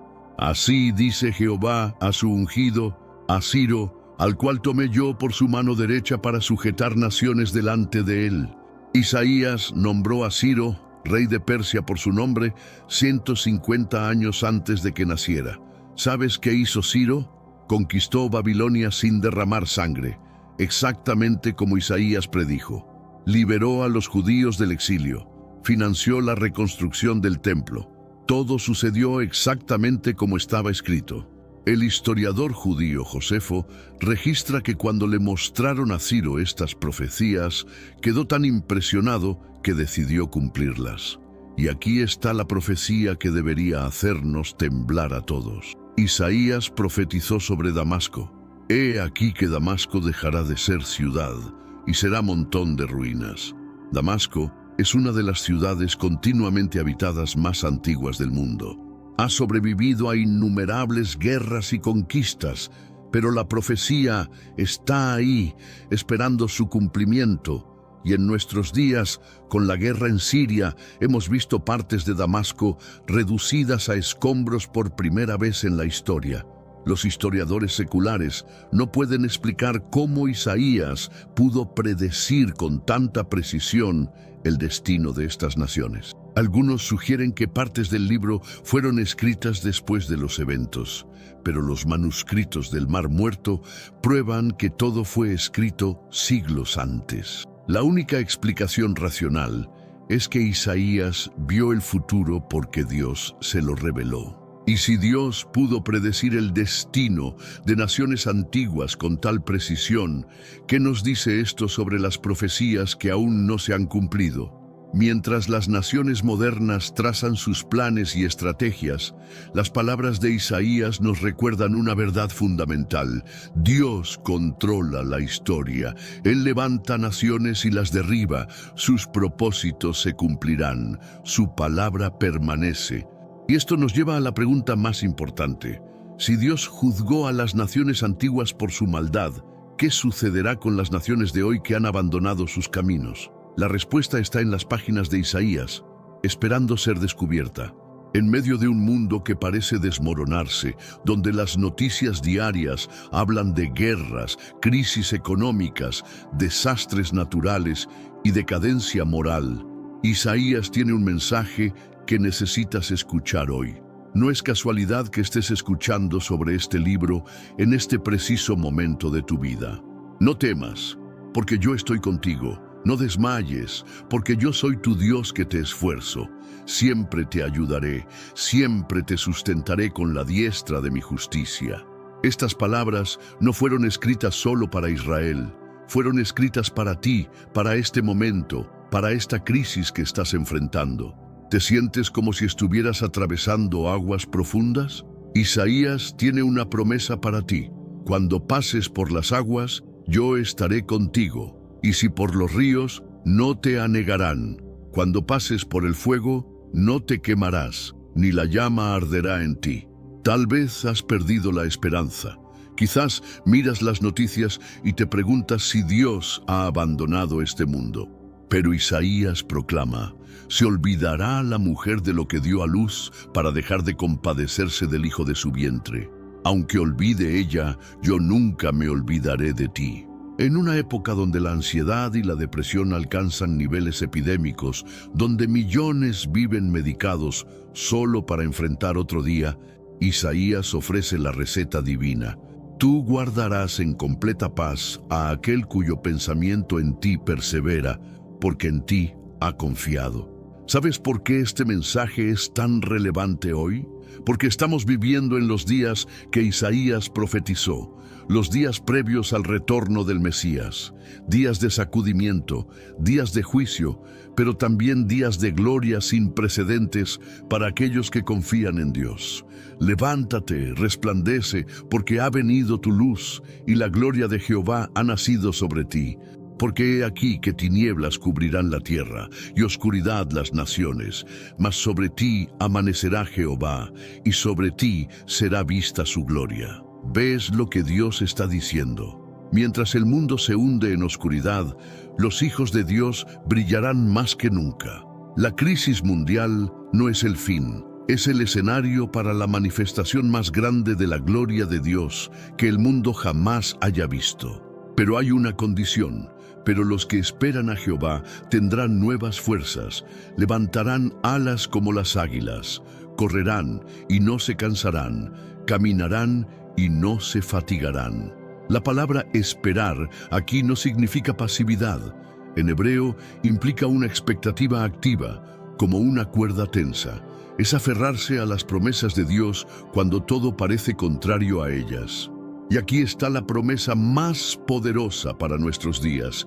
He aquí que yo hago cosa nueva, pronto saldrá a luz. ¿No la conoceréis? Otra vez abriré camino en el desierto y ríos en la soledad. Dios está a punto de hacer algo nuevo, algo que sobrepasará todo lo que hemos visto antes. Y Él está buscando personas que crean, que esperen, que se preparen para esta nueva movida. ¿Estás cansado? Isaías tiene una palabra para ti. Estás enfermo, hay sanidad en sus páginas. Estás quebrantado, Él promete restauración. ¿Estás perdido? Él ofrece dirección. Entonces nacerá tu luz como el alba, y tu salvación se dejará ver pronto. E irá tu justicia delante de ti, y la gloria de Jehová será tu retaguardia. Mientras el mundo busca respuestas en la política, en la ciencia, en la filosofía, Isaías nos señala la única fuente verdadera de esperanza: Jesucristo. El mismo Mesías que cumplió cada profecía en su primera venida, volverá para cumplir todo lo que resta. Y cuando eso suceda, estas palabras de Isaías resonarán por toda la eternidad. Enjugará Dios toda lágrima de los ojos de ellos, y ya no habrá muerte, ni habrá más llanto, ni clamor, ni dolor, porque las primeras cosas pasaron. Esta es la esperanza inquebrantable que Isaías ofrece. No importa cuán oscura sea la noche, el amanecer viene. No importa cuán fuerte sea la tormenta, Dios sigue en el trono, y su palabra Su palabra permanece para siempre. Ahora comprendes por qué el libro de Isaías es considerado el más impactante de toda la Biblia. No es solo un libro de profecías, es el testimonio irrefutable de que Dios existe, que su palabra es verdad y que Jesús es exactamente quien dijo ser. ¿Has visto cómo Isaías predijo con precisión quirúrgica el nacimiento virginal, la muerte expiatoria y la resurrección gloriosa de Cristo, 700 años antes de que sucediera?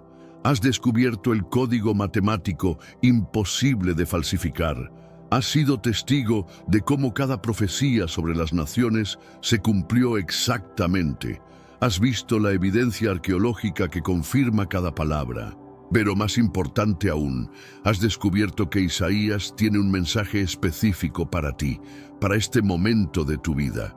Si esta palabra te ha alcanzado, imagina a cuántas otras personas puede llegar. Pero para eso te necesitamos a ti. Suscríbete ahora, comenta algo que haya tocado tu corazón y ayúdanos a compartir esta verdad todos los días. La pregunta ahora es, ¿qué harás con este conocimiento? ¿Seguirás viviendo como si estas profecías fueran solo historias antiguas o reconocerás que el mismo Dios que cumplió cada promesa en el pasado está hablando a tu vida hoy? Te invito a hacer algo poderoso. Abre tu Biblia en Isaías 53. Lee ese capítulo en voz alta. Y mientras lo haces, imagina que estás parado al pie de la cruz, viendo cómo cada palabra se cumple frente a tus ojos, porque eso es exactamente lo que sucedió. Mas Él herido fue por nuestras rebeliones, molido por nuestros pecados. El castigo de nuestra paz fue sobre Él, y por su llaga fuimos nosotros curados. Este es el corazón del Evangelio. Este es el mensaje que ha transformado millones de vidas y puede transformar la tuya hoy. ¿Sabes qué es lo más extraordinario? Que a pesar de toda esta evidencia abrumadora, Dios no te obliga a creer. Él te invita, te llama, te espera con los brazos abiertos. ¿Sabes aquellas noches en que luchas por entender la Biblia, cuando las palabras parecen distantes y confusas? Tengo algo que revolucionará tu experiencia con las Escrituras, la Biblia ilustrada. No es solo otro libro, es un portal visual a los tiempos bíblicos. Imagina finalmente ver los lugares que Isaías describió, contemplar las escenas que profetizó, visualizar cada detalle de las visiones celestiales. Miles de personas están redescubriendo la palabra a través de ilustraciones impactantes que dan vida a cada historia. Es como tener un arqueólogo, un historiador y un artista guiándote página por página. Pero hay algo más que debes saber sobre Isaías, algo que muchos pastores y maestros pasan por alto en sus enseñanzas. Isaías no solo profetizó sobre Cristo, sino que también reveló secretos profundos sobre el plan eterno de Dios que se están cumpliendo precisamente en nuestros días. ¿Has notado que Isaías habla de dos venidas diferentes del Mesías? En los primeros versículos del capítulo 61, Jesús mismo lee en la sinagoga: «El Espíritu del Señor está sobre mí, porque me ungió para dar buenas nuevas a los pobres». Pero se detiene abruptamente en la mitad del versículo. ¿Por qué? Porque la segunda parte de esa profecía habla de el día de venganza del Dios nuestro, que corresponde a su segunda venida. Esta revelación cambia todo. Isaías no solo vio la cruz, sino también el trono. No solo vio al Cordero que quita el pecado del mundo, sino también al León de la tribu de Judá que regresará en gloria y majestad. Y aquí está lo extraordinario. Las profecías de Isaías sobre los últimos tiempos se están cumpliendo ante nuestros ojos. El capítulo 66 habla de una nación que nacería en un día. El 14 de mayo de 1948, después de casi 2000 años de dispersión, Israel se convirtió en nación en un solo día, exactamente como Isaías lo profetizó.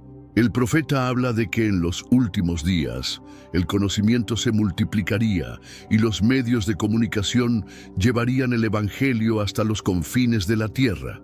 Hoy, a través de Internet, satélites y redes sociales, la palabra de Dios está llegando a tribus remotas que nunca habían escuchado el nombre de Jesús. Isaías también profetizó sobre una generación que vería señales en los cielos, terremotos en diversos lugares y un tiempo de angustia como nunca antes hubo. ¿No te parece familiar? Estamos viviendo exactamente en esa época que Isaías describió hace 2700 años. Pero la profecía más impactante de todas está en Isaías 35. Habla de un tiempo cuando los ojos de los ciegos serán abiertos y los oídos de los sordos se abrirán. Entonces el cojo saltará como un ciervo y cantará la lengua del mudo. Durante siglos, la gente pensó que esto era solo metafórico, pero hoy, con los avances médicos, estamos viendo literalmente ciegos que recuperan la vista, sordos que escuchan, paralíticos que caminan. ¿Coincidencia? Absolutamente no. Es el cumplimiento exacto de la palabra profética de Isaías. Ahora déjame contarte algo que muy pocas personas saben. Los manuscritos del Mar Muerto, descubiertos en 1947, incluían un rollo completo de Isaías que data del siglo II antes de Cristo. Cuando los eruditos lo compararon con nuestras Biblias modernas, descubrieron que era prácticamente idéntico, con variaciones menores que no afectan el significado. Esto significa que las profecías sobre Cristo que hemos estado estudiando ya estaban escritas y preservadas siglos antes de que Jesús naciera. No hay manera de que alguien las haya alterado después para que encajaran con la vida de Cristo. La evidencia es irrefutable, pero hay un misterio aún más profundo en Isaías. El nombre mismo del profeta significa Dios salva, o Yahvé es salvación. Y curiosamente Jesús en hebreo es Yeshua, que tiene exactamente el mismo significado. ¿Casualidad? En la Biblia no existen las casualidades, solo el plan perfecto de Dios. Isaías vivió su mensaje. Cuando Dios le pidió que caminara descalzo y desnudo por 3 años como señal contra Egipto y Etiopía, él obedeció sin cuestionar. Cuando tuvo que ponerle nombres proféticos a sus hijos que anunciaban juicio y restauración, lo hizo con fe absoluta. Su vida entera fue una profecía viviente del carácter de Dios. Y aquí está la conexión más poderosa. Isaías experimentó una visión transformadora en el capítulo 6. Vio al Señor sentado en un trono alto y sublime, y su primera reacción fue: «¡Ay de mí, que soy muerto, porque siendo hombre inmundo de labios y habitando en medio de pueblo que tiene labios inmundos, han visto mis ojos al Rey, Yahvé de los ejércitos». ¿Sabes qué pasó después? Un serafín tomó un carbón encendido del altar y tocó sus labios, diciéndole: «He aquí que esto tocó tus labios, y es quitada tu culpa y limpio tu pecado». Esta es exactamente la experiencia que Dios quiere que tengas hoy. No importa cuán indigno te sientes, no importa cuántos errores has cometido, Dios quiere limpiarte, transformarte y usarte para su gloria. Isaías entonces escuchó la voz del Señor diciendo: «¿A quién enviaré y quién irá por nosotros?». Y el profeta respondió sin dudar: «Heme aquí, envíame a mí». Esa misma pregunta resuena hoy. Dios está buscando personas como tú, que después de experimentar su perdón y su amor, estén dispuestas a decir: «Heme aquí, envíame a mí». Porque mira, todo lo que hemos compartido sobre Isaías no es solo información académica, es una invitación personal. Las mismas profecías que se cumplieron en Cristo, las mismas promesas que se han cumplido a lo largo de la historia, son las que Dios quiere cumplir en tu vida hoy. Cuando Isaías escribió: «Porque yo sé los pensamientos que tengo acerca de vosotros», dice Yahvé, «pensamientos de paz y no de mal, para daros el fin que esperáis». No solo estaba hablando a Israel, te estaba hablando a ti. Cuando profetizó: «No temas, porque yo estoy contigo. No desmayes, porque yo soy tu Dios que te esfuerzo. Siempre te ayudaré. Siempre te sustentaré con la diestra de mi justicia». Estaba declarando sobre tu futuro. La misma fe que sostuvo a Isaías durante 60 años de ministerio profético, la misma esperanza que le permitió ver más allá de las circunstancias oscuras de su tiempo, esa misma fe y esperanza